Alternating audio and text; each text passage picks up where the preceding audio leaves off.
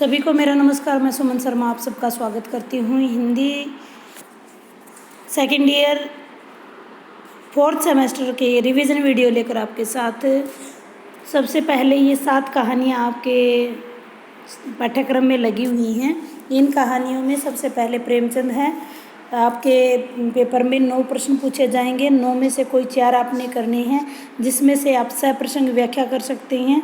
जिसमें 4 आएंगी, 4 में से कोई 2 व्याख्या करनी है। यानी पूरे प्रश्न में जितने भी पार्ट होंगे वो सारे पार्ट, अगर आप क्वेश्चन नंबर 2 कर रहे हो, 2 में 4 पार्ट हैं तो चारों के चारों आपने करने हैं। सबसे पहले ईदगाह कहानी, जो कि प्रेमचंद द्वारा रचित है।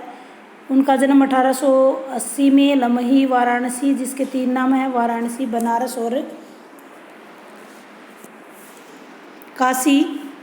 इन्हें उपन्यास सम्राट और कथा सम्राट भी कहा जाता है। 300 से ज़्यादा कहानियाँ इन्होंने लिखी हैं और मानसरोवर के 8 भागों में ये प्रकाशित हैं। इन्हें हम जनता का लेखक भी कह सकते हैं। आदर्श और यथार्थवाद के बारे में इन्होंने बताया है। अब ईदगाह कहानी के बारे में बात करते हैं। ईदगाह कहानी जिसमें हामिद इसका मुख्य पात्र है, जिसकी दादी है अमीना। हामिद जो है 3 पैसे लेकर के 1 साल से इंतज़ार कर रहे ईदगाह के मेले में जाता है, जहां मोहसिन, महमूद और नूरे उसके मित्र भी साथ में जाते हैं। और उन 3 पैसों का वो अपने लिए कुछ खिलौना न खरीद करके अपनी दादी के लिए चिमटा खरीदता है। इसमें प्रेमचंद जी का बाल मनोवैज्ञानिक रूप उभर कर सामने आता है। आइए दूसरी कहानी पर चलते हैं। दूसरी कहानी पुरस्कार, जो कि जयशंकर प्रसाद द्वारा लिखी गई है। जयशंकर प्रसाद जो कि हिंदी साहित्य में एक प्रसिद्ध नाटककार के रूप में जाने जाते हैं। कामायनी, आंसू लहर उनकी महत्वपूर्ण काव्य रचनाएं हैं। साथ साथ नाट्य रचनाओं की अगर बात करें तो स्कंदगुप्त, चंद्रगुप्त और ध्रुव स्वामिनी जैसे नाटक उन्होंने लिखे हैं। प्रेम और संघर्ष को दिखाती हुई यह कहानी पुरस्कार है, जिसमें मधुलिका मुख्य पात्र हैं। अरुण उसके प्रेमी हैं और मधुलिका जो कि अपने देश से भी प्रेम करती है और अरुण से भी प्रेम करती है। अंत में वो अपनी प्रेम की विजय, देश सेवा करते हुए अपने प्रेम की भी विजय के लिए पुरस्कार स्वरूप मृत्युदंड मांगती है। तीसरी कहानी की तरफ चलते हैं। तीसरी कहानी गैंगग्रीन, जो कि अज्ञे द्वारा रचित है, जिनका जन्म 1911 में और मृत्यु 1987 में हुई। रोज़ कहानी के रूप में यह पहले प्रकाशित हो चुकी है। अज्ञे जी प्रतीक जो पत्रिका है उसके संपादक रहे हैं। गैंगग्रीन एक प्रकार का रोग है जो कि मानसिक असंतुष्टि का प्रतीक है। मालती जो कि इसकी पात्र है और इसमें लेखक स्वयं भी इसमें शामिल हैं। वो 4 साल के बाद अपनी चचेरी बहन मालती से मिलने जाते हैं और देखते हैं कि उसका जो जीवन है वो वैवाहिक जीवन में वो इतनी व्यस्त है और उसका जीवन इतना नीरस और उबाऊ बन चुका है। नारी के अभाव से घुटते हुए जीवन की त्रासदी इस कहानी में दिखाई गई है। गैंगग्रीन एक प्रकार का रोग होता है, जैसे कि हाथ में अगर रोग लगा है तो वो पूरा हाथ ही काटना पड़ जाता है। तो इस प्रकार से ये कहानी एक प्रतीकात्मक कहानी है। चौथी कहानी की तरफ चलते हैं। मलबे का मालिक, जो कि मोहन राकेश द्वारा रचित है, जो कि नई कहानी के हस्ताक्षर हैं। उनका जन्म 1925 और मृत्यु 1972 में हुई। संगीत नाटक अकादमी द्वारा पुरस्कृत है। अध्यापन कार्य उन्होंने बहुत ही अच्छा किया है। हिंदी और अंग्रेजी दोनों में उन्होंने MA की है। आषाढ़ का एक दिन, आधे अधूरे, लहरों के राजहंस उनके मुख्य उपन्यास रही हैं और सारिका पत्रिका के वो संपादक रहे हैं। मलबे का मालिक, यह कहानी हिंदू मुस्लिम दंगों की, सांप्रदायिक जो दंगे फैलते हैं उसके बारे में 7 साल बाद गनी मियाँ जब अमृतसर लौटते हैं तो वहाँ अपने पिछले दिनों को याद करते हैं।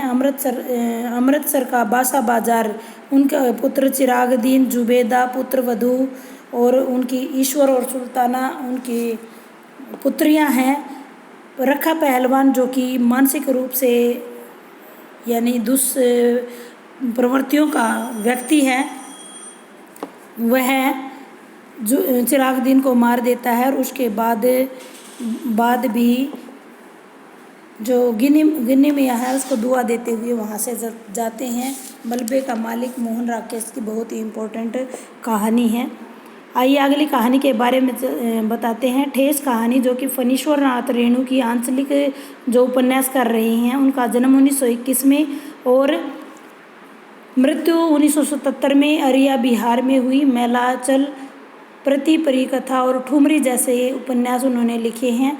ठेस कहानी एक ग्रामीण कलाकार के स्वाभिमान और आत्मगौरव को प्रकट करता है, जो दूसरों से सम्मान प्राप्त करने की आकांक्षा रखता है। उसे जब यह सम्मान की जगह तिरस्कार और अपमान जब प्राप्त होता तो वो संवेदनशील कोमल हृदय को उसके ठेस पहुंचती है। यही ठेस उसे भविष्य में नए काम करने के लिए भी प्रेरित करती है। सिरचन नाम का यह पात्र है, जो मेथी घास और पटेर से चिकन और शीतल पाटी कला में बहुत ही निपुण है।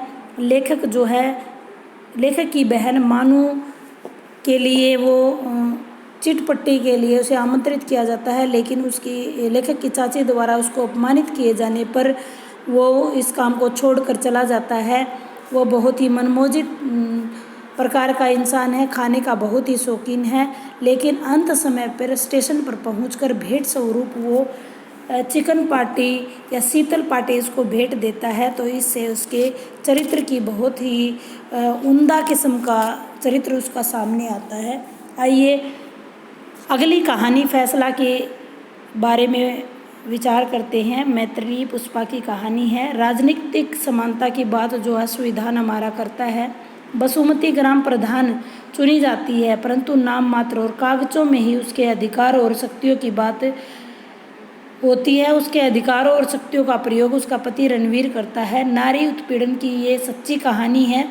पुरुष प्रधान समाज नारी शोषण करता है और नारी उसे अपनी नियति मानकर ले लेती है, लेकिन हरदोई जैसे पात्र जो है न्याय के लिए आवाज़ उठाते हैं। न्याय न मिलने पर वो आत्महत्या कर लेते हैं। इस प्रकार की ईश्वरिया जो है एक ऐसी पात्रा उन्होंने दिखाई है जो विद्रोह करती है और नारी सशक्तिकरण की आवाज़ बनकर उभरी है। समाज की गली सड़ी परंपराओं के खिलाफ आवाज़ उठाती है और अंत में अपने ही पति के खिलाफ वोट देकर बसुमती अपना विद्रोह का फैसला करती है। अंतिम कहानी जो है 25 चौका 150, जो कि ओम प्रकाश वाल्मीकि द्वारा रचित है। दलित समाज के शोषण की कहानी है। जाति प्रथा, जाति पाति और शोषण जो कि मुख्य रूप से आधार बना है। निर्धन लोगों को किस प्रकार से अमीर सूदखोर लूटते रहते हैं। अशिक्षित ग्रामीणों को किस प्रकार से शोषण किया जाता है। सुदीप नाम का पात्र जो है बस में बैठा बैठा ये सारी बातें सीखता है। ये था हमारा पार्ट ख से 4 चीज़ें आती हैं: निबंध, नाटक, उपन्यास और कहानी। इसका उद्भव और विकास, इसको आप एक अलग वीडियो मैंने बना रखी हैं, उनमें से 2 क्वेश्चन आप कर सकते हो, निबंध और नाटक या उपन्यास या कहानी। उसके बाद पारिभाषिक शब्दावली है, जिनको परिभाषा में बांधा जाता है, जिनके एक अर्थ निश्चित कर दिया जाता है, उन्हें पारिभाषिक शब्दावली कहते हैं। इसके लिए भी मैंने अलग से वीडियो बना रखे हैं, आप चैनल की प्लेलिस्ट में जा कर के देख सकते हैं। उम्मीद करती हूँ छोटा सा वीडियो आपका बहुत ही आपको पसंद आएगा। धन्यवाद।